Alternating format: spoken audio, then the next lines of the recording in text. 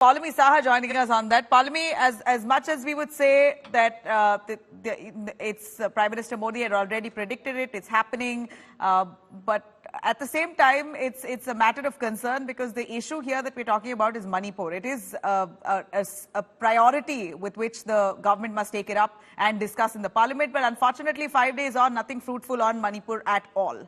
Now you have a no-confidence motion moved by the MPs of the opposition. Do you believe that this will have or this will hold any merit on the floor of the House, considering the numbers? Well, as far as the no-confidence motion moved by the India Alliance is concerned, they, of course, are seeking it to have some sort of a perceptional message because what they're hoping is that this puts the government on the mat. This possibly compels the Prime Minister to speak on the floor of the House as well. Remember that they've been demanding constantly that the Prime Minister make a statement on the floor of the House as far as the Manipur crisis is concerned in terms of what is the law and order situation in Manipur and what is the state government, which is a BJP-ruled government, and the central government doing in order to, of course, contain the situation and, of course, assuage the fears of both communities that are at loggerheads in Manipur.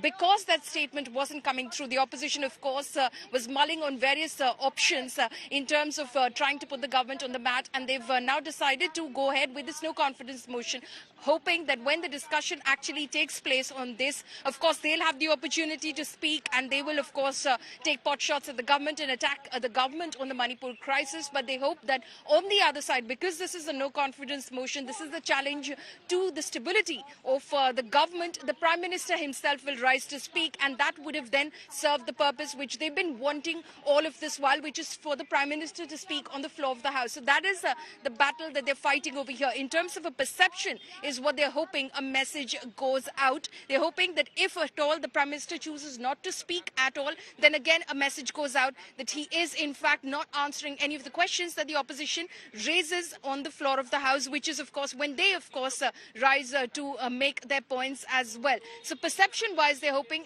that this will be a win. In terms of numbers, they're very clear that the numbers are stacked in favor of the NDA government, and this isn't about bringing down the NDA government at the center.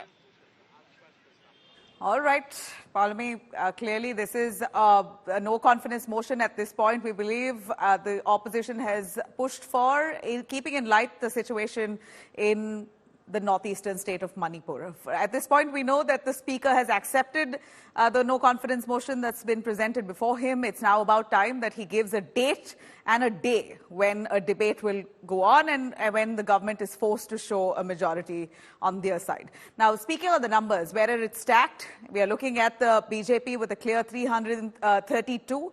They have come to power in 2019 with a thumping majority. So the numbers are clearly in favor of the NDA. We know that there is enough and more on the other side, as the opposition collectively has about 141.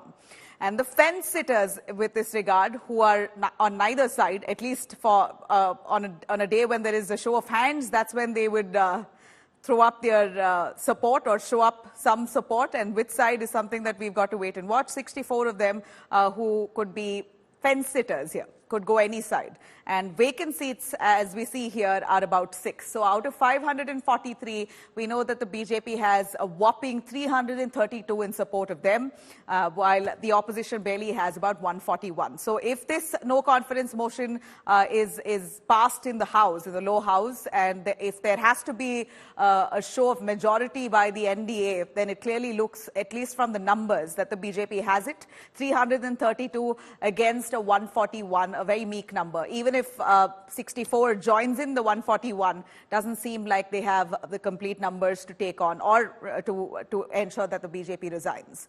Now, this is something that that's understood, but clearly the Congress as well as the BRS, both of them have initiated this collectively as part of, we know the kind of animosity that BRS and the Congress has, so they have done it separately, but otherwise it appears that no confidence motion has support of all opposition parties collectively, and they've asked the Speaker to now give a date and time to when they could have this show of strength in the House.